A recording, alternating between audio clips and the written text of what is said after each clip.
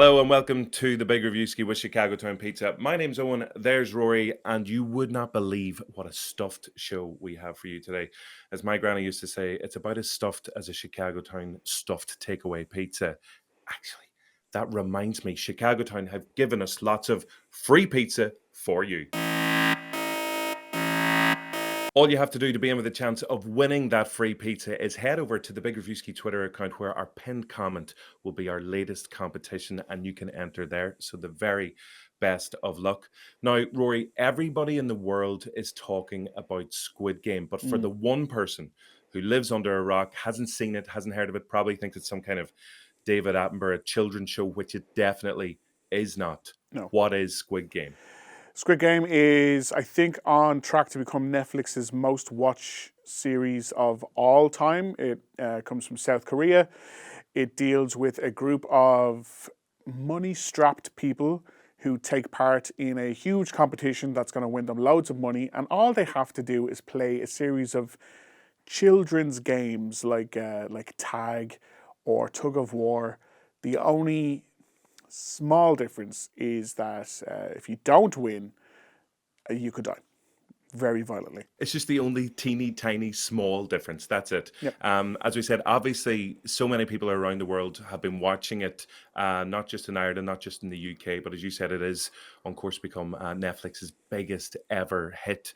So we thought, listen, if you have watched Squid Game or if you're in the middle of it and you're loving what you're seeing, you sick person, then here's some other recommendations that you might like to watch straight after it. So in at number 5, we have The Running Man, made back in the 80s, set in the far off, distant dystopian future of 2017. I know, so this one will feel a wee bit weird when you're watching it. It's all about a TV show in America where convicted criminals are forced to go on the run and basically try and survive as they're hunted down by professional killers. Arnold Schwarzenegger is in it, and he obviously plays somebody who's been wrongly convicted. So he's an innocent man on the run, and this was like, at the height of his powers. He'd just come off the back of Terminator and stuff. So he's having a lot of fun with this. It's kind of a dark, really pitch black comedy as well. So don't take my word for it. Take Arnold Schwarzenegger's word for it and do it. Watch it. Watch The Running Man. What have we got next? So at number 4 on our list is Cube, a late 90s sci-fi thriller dealing with a group of people who wake up in the middle of this big cube room. No idea how they got there. They don't know each other. And it is essentially an escape room, but with this small little asterisk addendum that, if they don't get out, they're going to die violently. It's not a good time. It is for us, but not for them. Definitely not for them. In at number 3, it's Alice in Borderland, which is a brand new show, which is actually available to watch the second you finish Squid Game. That is, if you're able to even still breathe or you've stopped puking or whatever kind of state that you're in. It's a Japanese violent TV series released last year. But if you love the setup of Squid Game, this sees a group of normal, everyday people. They wake up abandoned in Tokyo City and they're forced to become players in a game. And if they don't play the game, that's right, it's that thing. They're killed off. Good for us, bad for them. So yeah, Alice in Borderland available to watch right now. At number 2 is one of my favourite and most entertaining thrillers of the last few years. It is The Hunt. It is the movie that Donald Trump once tried to get banned from getting released in American cinemas. It deals with, again, a group of strangers waking up in a strange place, don't know how they got there, they don't know each other, but in this case, it turns out they're in the middle of what I can only call human hunting season. Rich people hunting the poor, but one in particular of the poor, she knows how to handle herself. She knows how to use, everything that in her surroundings to defend and survive. And it's just so fun. It's just, if you haven't seen it, you probably haven't because not a lot of people have. It's just so purely entertaining. Definitely watch that one. And then at number 1, it was never going to be anything else. It is, of course, the original, the best, and probably one of the most bloody as well. It is Battle Royale, released back in 2000. This Japanese action thriller sees a group of school kids. They're heading off for a lovely day, and then they discover, they have to basically kill each other off until only one remains.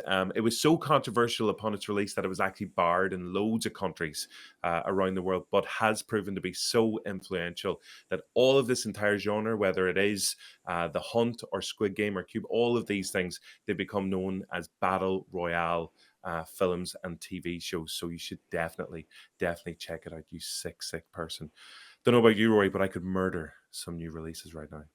So to kick off this absolutely bonkers week of new releases, first up we're going to talk about Venom, Let There Be Carnage, which is the sequel to 2018's surprisingly massive blockbuster hit, Venom. Tom Hardy's back as is he a hero? He bites people's heads off, so maybe not, but also it's bad people's heads off, so maybe. This one's directed by Andy Serkis. It's got Woody Harrelson in the role of Carnage, which is basically Venom, but he's red. You and I, Owen, both agreed that the first Venom was a hot mess of a film, but that almost made it appealing. This one is kind of the same, except as you'll see on Joe.ie, I also say it is maybe the most homoerotic blockbuster since Top Gun. There are so many. I'm really excited for the internet to do what the internet does best, which is just have some proper deep dive think pieces on this, because there's a lot to unpack. Not all of it good, but it's almost a film that's more fun to talk about than to watch. But at least it's only 89 minutes long. And do stay for the post-credit sequence, because it does set up something very interesting. Well, you've sold it to me there. The best homoerotic movie since Top Gun. That's quite a statement. And we also have Andy Serkis coming up at the end of the show, director of the movie. So stay tuned for that as well. One of our other big releases this week, it's probably the film that all of Ireland has been most anticipating for such a long time. It is Ridley Scott's brand new movie, The Last Duel. Of course, it made headlines all over the country whenever Matt Damon basically became an honorary Irishman, like all of last summer. So they were filming it at different spots all over the island. So this is it. It's finally getting its cinematic releases. So if you do love Matt Damon and medieval style mullets as well, then this is going to be the film for you. The reviews so far have been a wee bit mixed, but that's not going to stop everybody in Ireland going to see it as they try and recreate, the Leonardo DiCaprio meme, and they just point. It's like, that's me. I'm the extra in that scene. So The Last Duel out this week as well. Also out this week, as if that wasn't enough, is Halloween Kills, which is the middle entry in the new Halloween trilogy that follows up both from the 1978 Halloween and the 2018 reboot quill Halloween. Next year, we're getting Halloween Ends, so officially done, apparently. This one is so incredibly violent that it was actually a bit of a surprise. It's not actually all that scary, but if you are at all squeamish, this is going to be a difficult one to watch, because there's some unique kills in this that you can just tell the makeup departments and all those people were having just the time of their lives, going, how can we really, really, really make people's gag reflexes kick in with this Halloween movie. So if you like violent murders, I mean, first of all, what? But also maybe go see Halloween Kills. But I am more excited for two things. One is Halloween Ends, when it does end next year. And two is, if you go to Joe.ie's YouTube page right now, our full interview with Jamie Lee Curtis herself is up there, and she talks about a very interesting Irish plan that she has in mind for October 2022. It actually is an amazing Irish plan. We'll not give it away. Do go and check that out. Now, our next big release, and it's squeezing in amongst all these big Hollywood blockbusters as well, is a brand new Irish film called Arracht. And it was shortlisted as it was the Irish entry for the most recent Oscars as well. A really powerful action-packed drama. It tells the story of a Connemara man who, during the Great Hunger, is accused of a crime he didn't commit, and it kind of follows his journey and his path. So this film actually deserves the biggest possible audience. So just fingers crossed, if you do see that it happens to be on your local cinema, do try and get to see this as well, because other ones are going to make millions and millions of quid. But Arracht is definitely worth your time. And last but not least, I can't believe we're still talking about cinema releases, is Ron's Gone Wrong, which is the new animated movie from 20th Century Studios. It deals with a sort of Tamagotchi robot dog that's also a mobile phone thing. It's called a Bebot, and it's voiced by Zach Galifianakis, except this one, his name is Ron. There's something wrong with Ron. His programming's not right.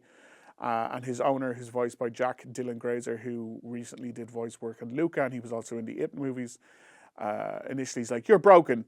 And I don't like things that are broken and weird. But in the end, I wonder if he'll learn the lesson that maybe it's those small differences that make us stand out. Also has Olivia Colman and Ed Helms and a few other very famous people doing voice work. It's fine. There's one or two jokes in there that like the adults will really, really enjoy. Otherwise, it's for the younger kids, and they'll be, dazzled by the bright lights and the music and stuff.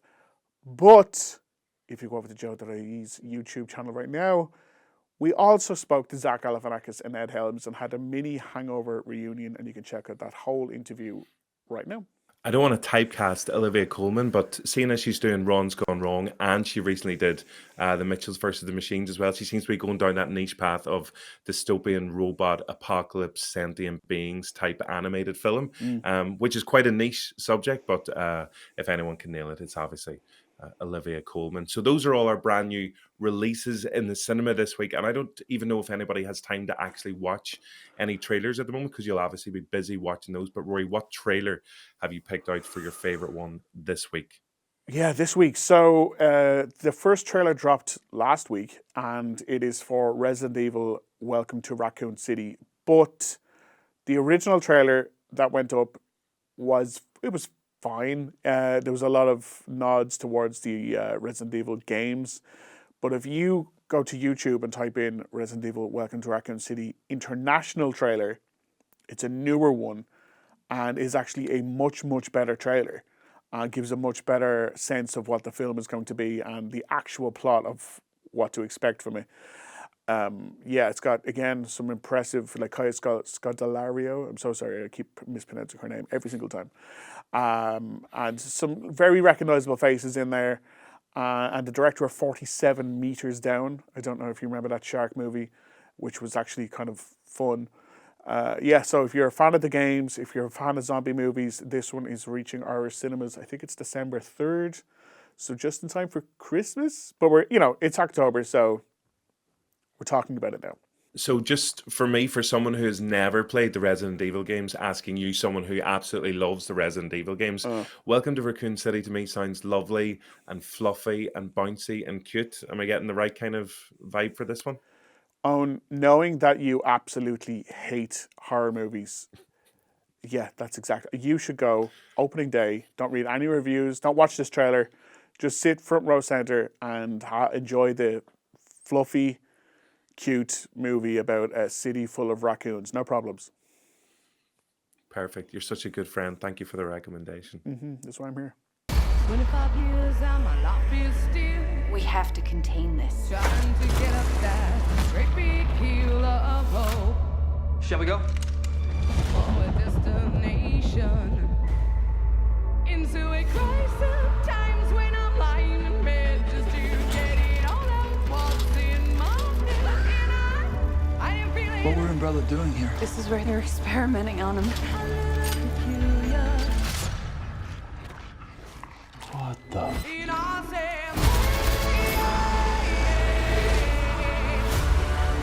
You need help? You need help. We gotta get out of here.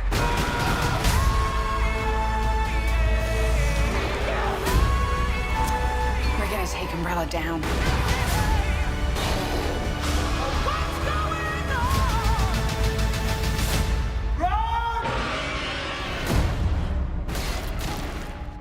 Now, I know we've just said there are a million new films to go and see in your local cinema, but there's some amazing stuff being released this week, which you can watch at home as well. And the first is, Oh, I like this is one of the best TV shows ever made. So, Roy, I know you've had a sneak peek at it. It is, of course, Succession season 3. Yeah, I almost don't want to talk about this because either you're watching Succession and you know how great it is, or for some reason, out of spite or laziness, you've decided not to watch it yet. And this bit isn't for you. So, my review of the first 7 episodes, spoiler free, is up on Joe.ie right now. It is as good, if not better, than the previous 2 seasons so far. And the first episode lands on Now and Sky Atlantic Monday, 18th of October. So either watch it or nope, that's your only option. That's it. I mean, there is no better advice out there. And I love how, whenever you were describing your spoiler free, just to reiterate, your spoiler free review of the first 7 episodes, it sounded like you were saying that your review is actually as good as the first 2 seasons of Succession, which I know you do Yeah. like to give yourself high praise and things. But yeah, okay, that is what you were going for. That's entirely fair enough. And again, you kind of feel sorry for every other show that's released this particular week because they do have Succession to contend with. But coming to Amazon Prime this week, we have been talking about battle royale type things. So we are in the middle of October, aka spooky season. So it's no surprise to see that a brand new series, I Know What You Did Last Summer, is about to be released. So obviously, based off the same original source material that the 1997 movie was based on as well. Now, that film gave us Sarah Michelle Gellar, Freddie Prinze Jr., Ryan Phillippe, and Jennifer Love Hewitt. So already this series has a lot to live up to. It obviously tells the story of a group of young teens out in their summer holidays, and they accidentally are involved in a hit and run and knock a guy down. And then obviously that guy comes back to kill Or absolutely does everybody. he? So, or does he? Does he? I guess you just have to watch the series whenever it comes out. So that's one for the slightly older audience. One for the slightly younger audience is, and again, very excited about this one. It's Muppets Haunted Mansion. And again, you look at Disney and you go, I'm Disney. I've got loads of money. I own Muppets. I own Haunted Mansion, and let's make something that just combines the two of them. So it's weird that the Muppets haven't actually tackled Halloween in the same way that they've done, like obviously with the Muppet Christmas Carol previously.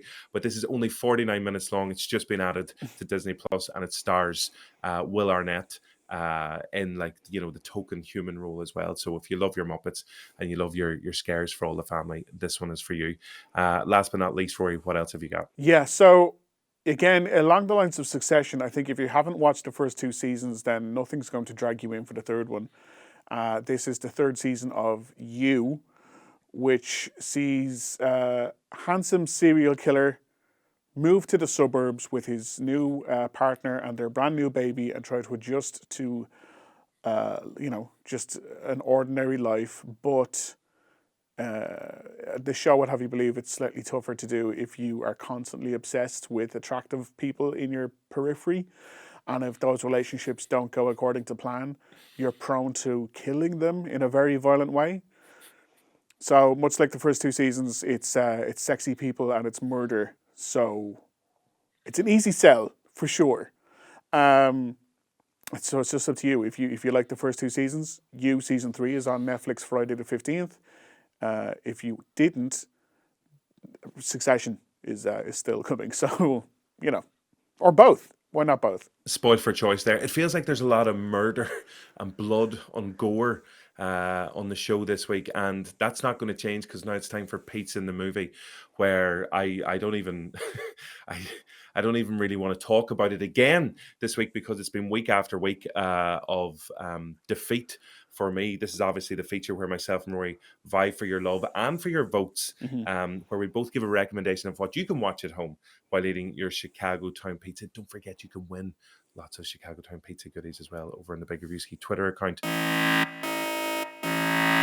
But yeah, last week, because it is the month of October as well, we're going to be picking horror films along the way. So I went for Cabin in the Woods, a film I absolutely love. Rory, you went for, some might say it's predictable. Some might say it's the easy option. You went for Halloween. And again, like this is as if Michael Myers, turned up himself at my house and just completely knifed me to bits. I ended up with 23% in this poll, and Halloween took 77%. So I don't know. I presume you're pretty happy with that victory, resounding victory. Yeah, like it was. Predictable. When you're winning this much, like a sports team that always wins. Sports analogy. I make them sports analogies real good, and I understand them. But so I felt a bit of sympathy. So this week I'm going for something that isn't obvious, I think. But it's something that I absolutely love, and it's just been added to Disney Plus this week. It's Michelle Pfeiffer and Harrison Ford in What Lies Beneath. So again, Spooktown and creepy house, and there's a ghost, or is there? And it's directed by Robert Zemeckis, who's, when he's at the top of his game, he's at the top of his game. And it has one of the best unexpected rug pulls, I think. One of the best casting decisions, let's say, in spooky movie history. So, yeah, that's my pick for this week. I don't think I've seen What Lies Beneath since I saw it in the cinema years and years ago. I remember it was one of those giddy kind of cinema goings where, again, everyone's doing that screaming and laughing at the same time with all the little scares in it. So I'll definitely be checking that out. But again, like, listen, I'm over the moon that you felt sorry for me. So happy. I have your pity. And this week, it just reeks of pure desperation. I was like, never again. It's not happening. I'm not going to get completely decimated in the way that I have in previous weeks. So I pulled out the big guns. It's like, I don't care if it's slightly too early for Halloween. I just went Disney Plus, 90s classic, Hocus Pocus. Please vote for me. So there's no way What Lies Beneath is going to win this week. So I feel somewhat better anyway. But obviously, everybody loves Hocus Pocus. And if you haven't revisited it in recent years, and it is just that really happy, fuzzy memory in your head, as I said, it is available to watch on Disney Plus, and do go check it out and get into the spooky spirit of the season. So that's Pizza in a Movie for this week, and that's pretty much a wrap on this week's jam-packed, stuffed show. We have another stuffed show coming up next week. We got Zach Galifianakis, we've got Ed Helms. We're doing a deep dive on the movies of Timothée Chalamet as well. But to take us out today, Rory, who do we have? To take us out, we've got Andy Serkis, director of Venom, Let There Be Carnage. You can watch the entire interview up on Joe.ie's YouTube channel right now. But what you're going to hear him talk about are the very interesting, unique, and stuff I would never have guessed cinematic influences for the Venom sequel. So I didn't see this answer coming, and I'm guessing neither will you. So enjoy. All of us felt that we wanted to create something that felt sort of 80s, actually, that had those kind of 80s. It is some of the costuming, some of the design, some of the feel of it feels very much a throwback to those action thrillery type stories, and Cape Fear, and those sorts of edgy but really entertaining dark stories. But then the comedies as well, obviously. The Lethal Weapon, kind of Odd Couple, all of those kinds of movies really influenced that spectrum of comedy through to real emotions and real stakes.